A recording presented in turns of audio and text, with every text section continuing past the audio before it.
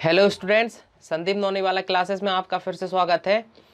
आज हम शुरू करने जा रहे हैं 8th क्लास साइंस से। जो चैप्टर हमारा रह गया था तो वहीं से हम आगे बढ़ेंगे, और जो कुछ भी आपके डाउट्स हैं वो आप कमेंट में बता सकते हैं। तो चलिए आगे बढ़ते हैं।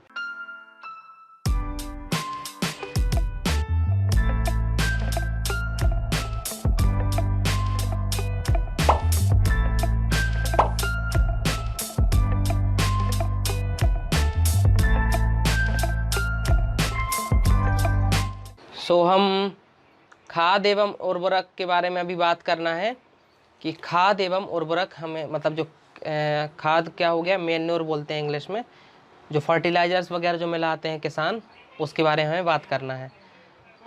तो वो उनकी आवश्यकता क्यों पड़ती है। अब जैसे पौधे लगे रहते हैं तो बार बार वो यदि हमेशा लेते रहते हैं तो मिट्टी में उन सभी की जो जैसे जल वगैरह तो मिल जाता है, लेकिन उसके अलावा भी जो पौधे को आवश्यकता पड़ती है जल के अलावा, हाँ, तो वो सभी मिट्टी में ख़त्म हो जाते हैं। तो उसके बढ़ाने के लिए हम क्या डालते हैं, उसमें खाद डालते हैं और उर्वरक डालते हैं। उर्वरक को इंग्लिश में बोलते हैं फर्टिलाइजर्स। तो जो बहुत सारी दुकानें ने इस दुकानों से ले जाते हैं, दवाइयाँ वगैरह डालते हैं। हाँ, मिट्टी फसल को खनिज प्रदान पदार्थ प्रदान करती है। मतलब मिट्टी का काम क्या रहता है, जो फसल जितनी भी उगी हैं उन सभी को बहुत सारे तत्व प्रदान करती है, जिसमें खनिज भी आते हैं। यह पोषक पौधों की वृद्धि के लिए आवश्यक रहते हैं। मतलब जिससे हमारे जो ग्रो करते हैं पौधे, उन सभी के लिए क्या है, जो मिट्टी फसल जो है, फसल को जो खनिज पदार्थ देती है, उससे हमारे पौधे बड़े होते हैं। तो कुछ क्षेत्रों में किसान खेतों में एक के बाद दूसरी फसल उगाता है। खेत कभी भी खाली नहीं छोड़े जाते हैं। कल्पना कीजिए कि पोषकों क्या, अब जैसे देखो, पहले एक फसल उगी है ना, फिर दूसरी फसल उगी, तो एक फसल उगी तो वहाँ मिट्टी में जितने भी पोषक तत्व होंगे वो एक फसल में तो ख़त्म हो गए। अब लगातार दूसरी फसल जो उग जाएगी तो उसमें जो है ख़त्म हो जाएंगे। तो अब ख़त्म हो जाएंगे तो उसके लिए क्या करते हैं, अलग से वो जो है उर्वरक वगैरह डालते हैं। फसलों के लगातार उगने से मिट्टी में कुछ पोषकों की कमी हो जाती है। इस क्षति को पूरा करने के लिए किसान खेतों में खाद डालते हैं। इस प्रक्रम खाद देना कहलाता है। अपर्याप्त खाद देने से पौधे कमज़ोर हो जाते हैं। मतलब देखो, अब जैसे अपन को ही यदि अपन भोजन अच्छे से नहीं खाएंगे तो अपन कमज़ोर हो जाएंगे, वैसे ही पौधों के साथ रहता है। यदि पौधे को अच्छे से जो नहीं मिल पाता है खनिज वगैरह, तो वो भी कमज़ोर हो जाते हैं। तो उसको पूरा करने के लिए क्या करते हैं, खाद डालते हैं। खाद डालते हैं या फिर अलग से दवाइयाँ वगैरह भी आजकल डाली जाती हैं। खाद एक जैविक पदार्थ है जो कि पौधे या जंतु अपशिष्ट से होता है। और खाद मतलब ये क्या है, नेचुरल वाला है। जैसे जो वेस्ट मटेरियल रहते हैं कई जगह इकट्ठे रहते हैं, उन सभी को भी डाल देते हैं। गोबर वगैरह हो गया है ना, इन सभी चीज़ें, हाँ, पत्ती वगैरह, चारा, ये सभी क्या है, जैविक वाले में आते हैं। किसान पादप एवं जंतुओं अपशिष्टों को एक गड्ढे में डालते जाते हैं तथा इसका अपघटन होने के लिए खुले में छोड़ देते हैं। और अपघटन कुछ सूक्ष्म जीवों द्वारा होता है। अपघटित पदार्थ खाद के रूप में उपयोग किया जाता है। आप कक्षा 6वीं में वर्मी कंपोस्ट अथवा केंचुओं द्वारा खाद तैयार के विषय में पढ़ चुके हैं। मतलब पुरानी क्लासों में पढ़ा होगा। जो वर्मी कंपोस्ट रहती है, वर्मी कंपोस्टिंग का मतलब क्या होता है, जो केंचुए खाद बनाने की प्रोसेस रहती है। तो वो क्या करते हैं, एक बड़ा सा गड्ढा करते हैं और बड़े से गड्ढे में जितनी भी खाद अपने खाने पीने की चीज़ें हो गई, जैसे मतलब, हाँ, मतलब हरी पत्तियाँ वगैरह है ना, हाँ, गोबर, हाँ, ये सभी उसमें डालते जाते हैं। और केंचुए वगैरह जो है, उस केंचुए उसको खाद में परिवर्तित कर देते हैं। तो वो सभी क्या है, अब जो फसल रहती है उसके लिए बहुत ज़्यादा उपजाऊ बना देती है। मतलब उससे हमारा पौधे जो बहुत अच्छे से ग्रो करते हैं। क्रियाकलाप 1.2 दिया हुआ है इसमें कि मूंग अथवा चने के बीज लेकर उन्हें अंकुरित कीजिए। अभी हमने देखा जैसे अंकुरित बनाना है। इसमें से एक ही आकार वाले 3 नवोदित छांट लीजिए। अब 3 गिलास अथवा ऐसी पात्र लीजिए जिन पर A, B, C और निशान लगाएं। गिलास A से थोड़ी सी मिट्टी लेकर इसमें थोड़ी सी गोबर की खाद मिलाकर और गिलास बी में समान मात्रा में मिट्टी लेकर इसमें थोड़ा सा यूरिया मिलाकर गिलास सी में कुछ मिट्टी लीजिए और बिना कुछ मिलाए। मतलब आप क्या करना है कि चने ले लेना है ना, चने को अंकुरित कर लेना है। उसके बाद क्या करना है, उसमें 3 गिलास ले लिए अपन ने। एक में जब अपन बीज डालेंगे तो बीज में मिट्टी डाली और कुछ खाद डाल दी, गोबर वगैरह ऐसी वाली। और दूसरी लेना है, उसमें मिट्टी तो डालना है, उसके साथ यूरिया डाल देना। तीसरे वाले में मिट्टी अकेले डाल देना है। अब इनमें पानी की समान मात्रा डालकर सुरक्षित स्थान पर रख दीजिए और प्रतिदिन पाते रहे। मतलब धीरे धीरे अपन को उसको अलग जगह रख लेना है। उसके बाद फिर जब 10 दिन हो जाएंगे उसमें फिर अपन को नोट करना है कि किस में ग्रो हुआ किस में नहीं हुआ। जैसे यहाँ पे देखो दिया हुआ है, पहला वाला क्या था, इसमें ए वाले में अपन ने खाद अकेले डाली थी, दूसरे वाले में इसमें यूरिया डाला था, तीसरे वाले में मिट्टी अकेले डाली थी। अब इसमें क्या पता चल रहा है कि जो मिट्टी है, मिट्टी में पोषक तत्व तो नहीं है, तो उसमें वो आवश्यकता है। तो जो अपन ने यूरिया डाला है, यूरिया सुना होगा, खेतों में यूरिया की कमी है तो यूरिया डालते हैं, तो इससे ये ग्रोथ हो गई। देखो यहाँ पे हल्के हल्के उग गए, यहाँ पे बहुत सारे उग गए हैं। तो इससे अपन को क्या पता चलता है कि मिट्टी में खाद के अलावा उर्वरक भी डालने पड़ता है, फर्टिलाइजर्स वगैरह, दवाइयाँ वगैरह वो भी डालनी पड़ती है। क्या तीनों गिलासों के पौधों में वृद्धि की गति एक समान है? नहीं। मतलब क्या सभी एक जैसे उगे हैं? नहीं। देखो ये इतने थोड़े से उगे है ना, ये कितने लंबे हुए, ये इतने छोटे। तो अब देखो यहाँ पर ये सभी कितने, जैसे अपन यहाँ पे यदि स्केल बनाए है ना, तो ये इतने लंबे हुए है ना, ये इतने लंबे हुए। वो सबसे लंबा ये इसमें, जिसमें अपन ने खाद के साथ साथ क्या डाला था, यूरिया भी डाला था।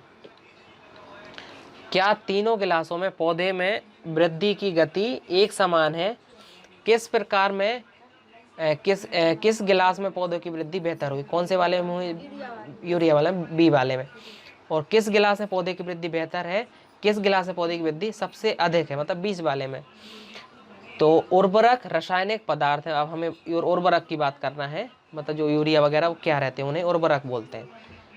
उर्वरक रासायनिक पदार्थ है जो विशेष पोषकों में समृद्ध होते हैं, मतलब उनमें जो जितने भी पोषक तत्व हैं वो सभी रहते हैं। वे खाद से कैसे भिन्न है? मतलब वो खाद क्या नेचुरल हो गई, ये क्या है रासायनिक वाले होते हैं। उर्वरक का उत्पादन फैक्ट्रियों में किया जाता है और उर्वरक में कुछ उदाहरण जैसे यूरिया हो गया, अमोनिया सल्फेट, ये सभी नाम चाहे तो मतलब किसानों वगैरह से आप पूछ सकते हैं उनको, जैसे वो सुपर का नाम जानते हैं, यूरिया वगैरह, ये सभी वो लोग डालते हैं खेतों में, जिससे क्या है पौधे में जो नुकसान होता है वो नहीं होता है और पौधे अच्छे से ग्रो करते हैं। इनके उपयोग में किसानों को गेहूं, धान और मक्का जैसी फसलों की अच्छी उपज प्राप्त करने में सहायता मिलती है। मतलब जिससे अच्छे से पौधे हमारे फसल बहुत अच्छी आए, तो हाँ अच्छे से मतलब हेल्दी रहे, इसलिए ये लोग उर्वरक का उपयोग करते हैं। परंतु उर्वरक के अत्यधिक उपयोग से मिट्टी की उर्वरकता में भी कमी आ जाती है। मतलब यदि अपन ज़्यादा फसल में यदि फर्टिलाइजर्स बहुत ज़्यादा डालते हैं तो जो फसल की जो क्षमता रहती है उगाने की वो भी कम जाती है। इसलिए कई कई बार बोलते हैं कि हमें बहुत ज़्यादा खाद नहीं डालना चाहिए। तो यह जल प्रदूषण का भी स्रोत। अब देखो मिट्टी में तो मिले रहेंगे, तो मिट्टी में अपन डालेंगे, पौधे तो ग्रो कर जाएंगे, लेकिन वो तो उसी में मिले रहेंगे। तो वो धीरे धीरे करके जल जो हमारे नीचे पानी जो मिला हुआ है, जल जो नीचे ग्राउंड लेवल पे है, तो वो सभी धीरे धीरे करके रिसते हुए नीचे चले जाते हैं। तो जिसके कारण वो किसका कारण बनते हैं? जल प्रदूषण का। अतः मिट्टी की उर्वरता बनाए रखने के लिए हमें उर्वरक के स्थान पर जैविक खाद का उपयोग करना चाहिए। 2 फसलों के बीच में खेत को कुछ समय के लिए बिना उगाए छोड़ देना चाहिए। मतलब अब जैसे हमारे यहाँ क्या करते हैं, एक फसल आई उसके बाद करके दूसरी फसल को उगा देते हैं, तो जिससे मिट्टी की क्षमता भी कमती जाती है। इसलिए कभी कई बार क्या करना चाहिए कि जैसे गैप कर देना चाहिए, मतलब 4 महीने उगाए तो 1-2 महीने के लिए खेत या 4 महीने के लिए छोड़ देना चाहिए, जिससे क्या है रिकवरी हो जाए। जैसे अपने यहाँ नहीं बोलते हैं, अब जैसे कोई बीमार हो गया है तो उसको रेस्ट करने के लिए बोलते हैं, रेस्ट करेंगे तो जो उसकी रिकवरी फिर से हो जाएगी, तो फिर से एनर्जी आ जाएगी। खाद के उपयोग से मिट्टी के गठन एवं जल अवशोषण क्षमता में भी वृद्धि होती है। इससे मिट्टी में सभी पोषकों की प्रतिपूर्ति हो जाती है। मतलब खाद वगैरह जो यूज़ करते हैं नेचुरल वाली, उससे क्या है मिट्टी भी अच्छे से हो जाती है और जो जल अवशोषण है उसकी क्षमता भी बढ़ जाती है। मिट्टी में पोषकों की प्रतिपूर्ति का अन्य तरीका है और फसल चक्रण। यह एक फसल के बाद खेत में दूसरे किस्म की फसल एकांतर क्रम से उगाकर किया जाता है। पहले उत्तर भारत में किसान फलीदार चारा एक ऋतु में उगाते थे तथा गेहूं दूसरी ऋतु में। मतलब पहले क्या करते थे अलग अलग तरह से। अब जैसे अभी हमने पढ़ा था रबी फसल खरीफ फसल, मतलब एक समय में दूसरा और दूसरे समय में दूसरा। तो इससे मिट्टी में नाइट्रोजन का पुनः पूरण होता था। मतलब अभी हमने पढ़ा था कि नाइट्रोजन की ज़रूरत पड़ती है। तो अब यदि अपन ऐसे पौधे उगाएंगे कि पहले वाले सीजन में भी नाइट्रोजन की ज़रूरत पड़ेगी, दूसरे वाली फसल में भी नाइट्रोजन, तो नाइट्रोजन की कमी कम होती जाएगी, तो फसल जो हमारी बहुत नुकसान हो जाएगा। इसलिए हमें ऐसे करना चाहिए कि एक टाइम पे एक फसल उगाना है और उसके अगले बार फिर दूसरी फसल उगाएंगे, तो जिससे हमारी नाइट्रोजन की पूर्ति भी होती जाएगी। तो इससे मिट्टी में नाइट्रोजन की पुनः पूरण को होता रहता है। किसानों को इस पद्धति को अपनाने के लिए प्रोत्साहन किया गया है। पिछली कक्षाओं में आप राइजोबियम बैक्टीरिया के बारे में पढ़ चुके हैं।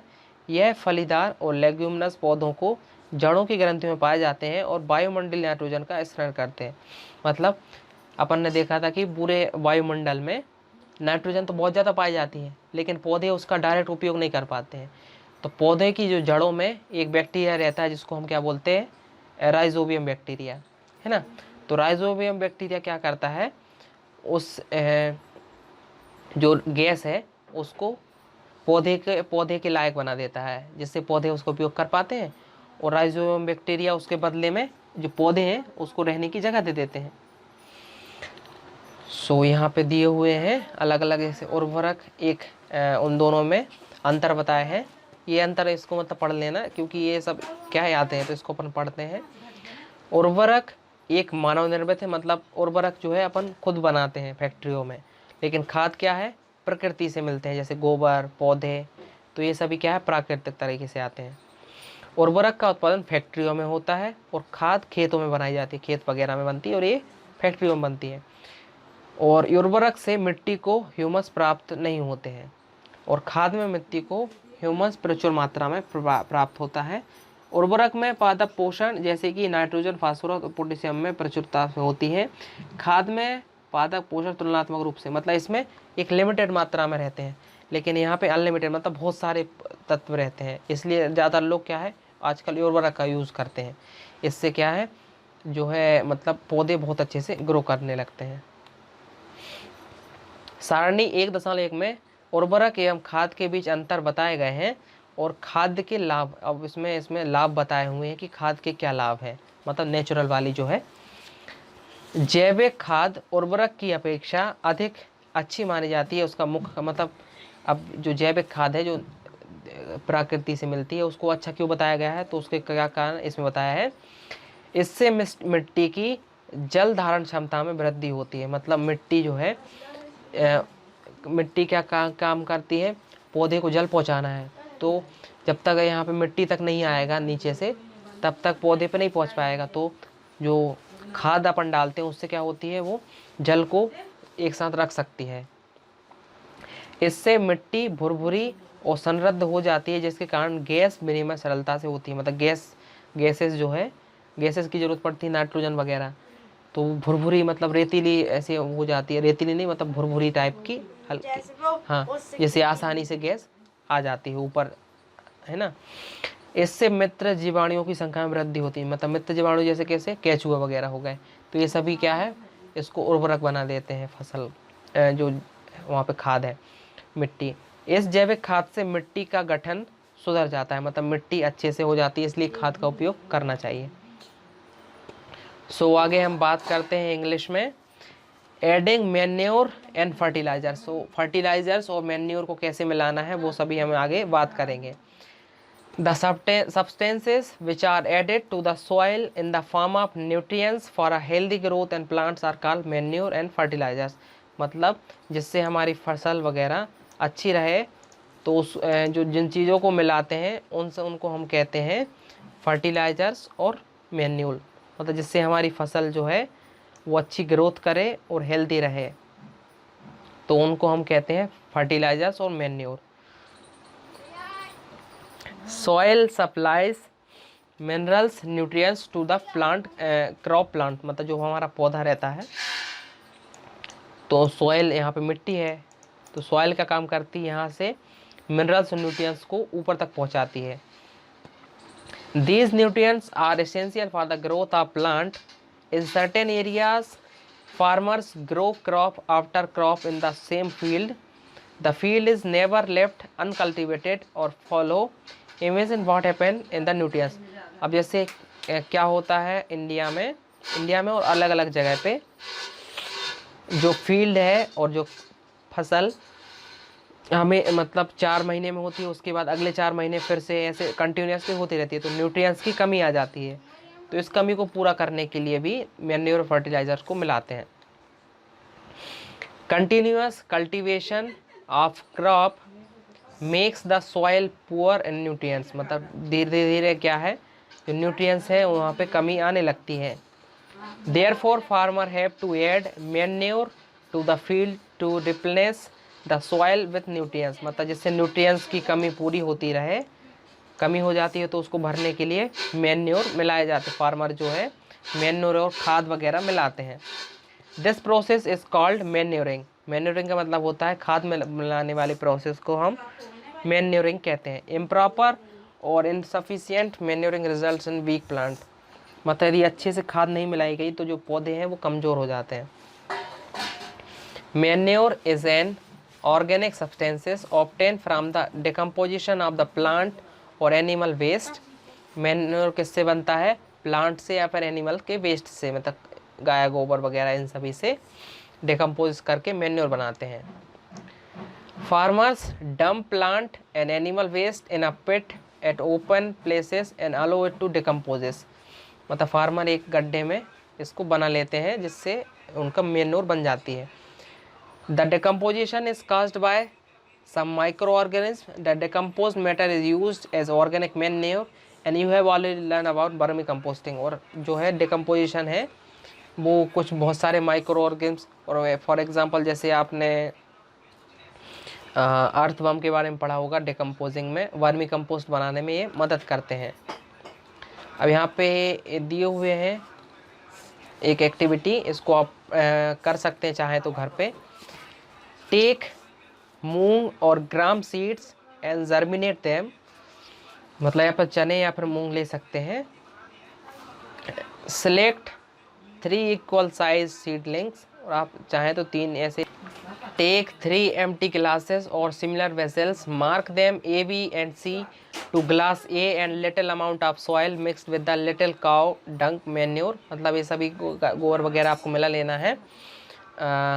ए वाले में आपको क्या करना है, जैसे आपको 3 ऐसे गिलास वगैरह ले लेना है, और जो आप यहाँ पे मूंग दाल जर्मिनेट वाले जो रहेंगे चने और दाल वगैरह कोई सा भी ले सकते हैं, तो उनके कुछ बीज ले लेना है। और ए वाले में आपको क्या करना है, एक ए वाले बॉक्स में उसमें पहले कुछ चने डाल लेना है और उसके साथ साथ कुछ काऊ डंक मतलब गोबर वगैरह इसमें मिला लेना है।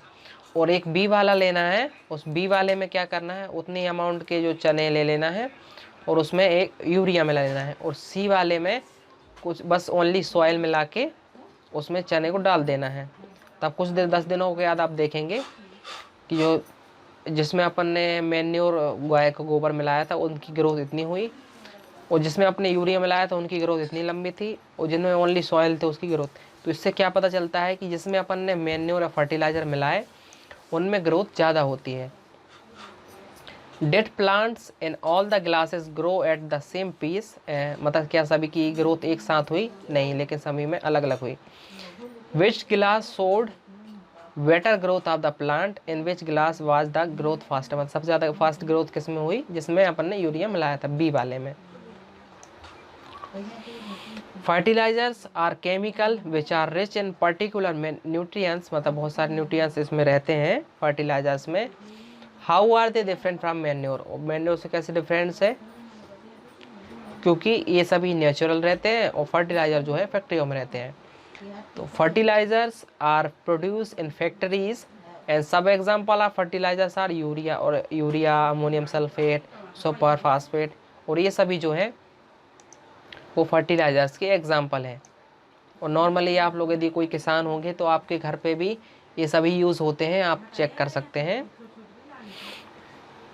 The use of fertilizers has helped farmer to get better yield of the crops such as wheat, paddy, maize, but excessive use of fertilizer have made the soil less fertile, मतलब यदि ज़्यादा जो फर्टिलाइजर्स का use होता है उससे मिट्टी को भी नुकसान पहुंचता है। इसलिए मतलब बहुत कम किया जाता है कि फर्टिलाइजर्स का बहुत कम उपयोग करना चाहिए, और जिससे क्या है वाटर पॉल्यूशन भी होता है। लेकिन फर्टिलाइज़र्स का उपयोग करके किसान को मतलब बहुत अच्छी फसल मिल जाती है, इसलिए मतलब बहुत ज़्यादातर लोग फर्टिलाइज़र्स का उपयोग करते हैं। Therefore, in order to maintain the fertility of the soil, we have to substitute fertilizers with organic manure and leave the field uncultivated in between two crops। तो जैसे यदि आप 2 क्रॉप उगा रहे हैं तो उसके बीच में कुछ समय के लिए आपको फसल खाली छोड़नी पड़ती है। The use of manure improves soil textures as well as its water retaining capacity and replenish the soil with nutrients। मतलब जो मैन्योर है वो वाटर की जो जिसमें उसमें वाटर रहे, मतलब पानी की जो कमी ना हो, इसलिए मैन्योर का उपयोग किया जाता है, जिससे पानी की पूर्ति अच्छे से होती रहे।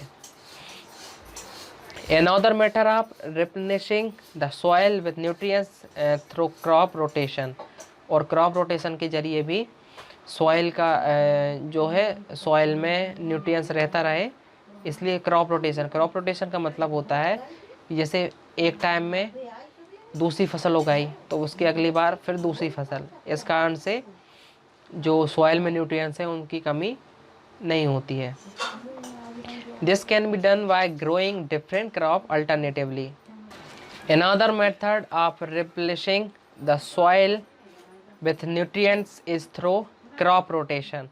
This can be done by growing different crops alternatively. Earlier, farmers in northern India used to grow legumes as folded in one season and wheat in next season। मतलब अलग अलग सीजन में अलग अलग जो है यूज़ करते हैं। This helped in a replacement of the soil with nitrogen. Farmers are being encouraged to adopt these practices. In the previous classes, you have learned about rhizobium bacteria. These are present in the nodules of the roots of the leguminous plants.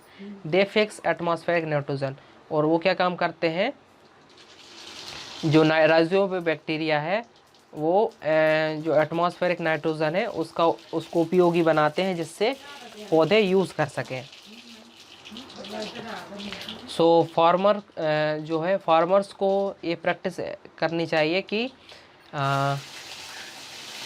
एक season में दूसरी फसल उगाई जाए और दूसरे season में दूसरी फसल, जिससे जो न्यूट्रिएंट्स हैं सॉइल मिट्टी में वो सभी रहेंगे, तो हमारी फसल बहुत अच्छी रहेगी। और हमें अलग से खाद की तो ज़रूरत पड़ेगी, लेकिन हमें फर्टिलाइजर्स डालने की ज़रूरत नहीं पड़ेगी।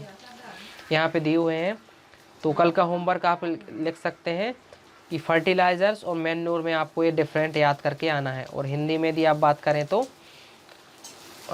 उर्वरक और खाद, ये आप लिख सकते हैं। ये सभी आपको डिफरेंस याद करना है कल के लिए। तो फर्टिलाइजर्स क्या रहते हैं? Fertilizer is a man made inorganic solvent and manure is a natural substance obtained by the decomposition of cattle dung and plant residue. मतलब ये नेचुरल से मिलता है और ये हमें मैन मेड मिलता है। Fertiliser is prepared in the factory, so ये फैक्ट्री से मिलता है, लेकिन ये फील्ड में मतलब खेत वगैरह में मिल जाता है। Manure can be prepared in the fields.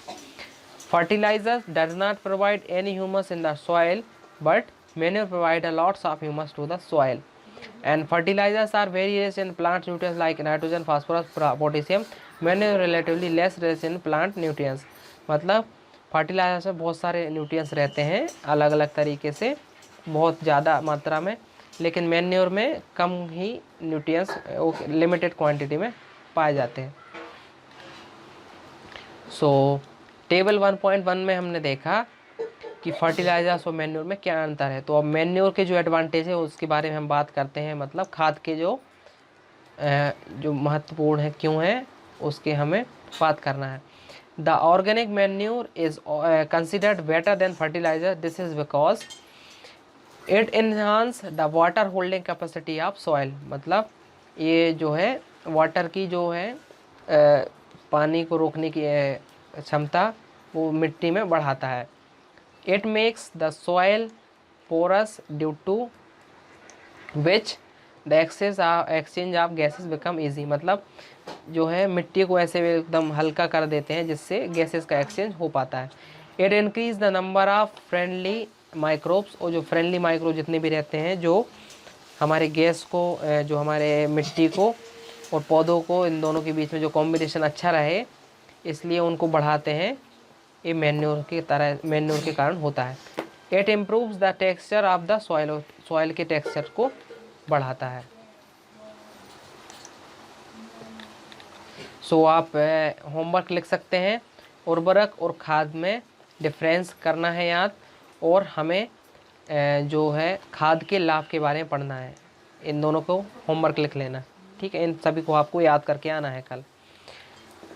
तो आज की क्लास हम यहीं पे ख़त्म करते हैं। अगर आपको कुछ डाउट है तो आप कमेंट में ज़रूर बताइएगा, और नए हैं तो चैनल को ज़रूर सब्सक्राइब कर लेना, और अपने दोस्तों को शेयर ज़रूर करें जिससे वो लोग भी इसका लाभ ले सकें। फिर मिलेंगे कल, तब तक के लिए बाय बाय।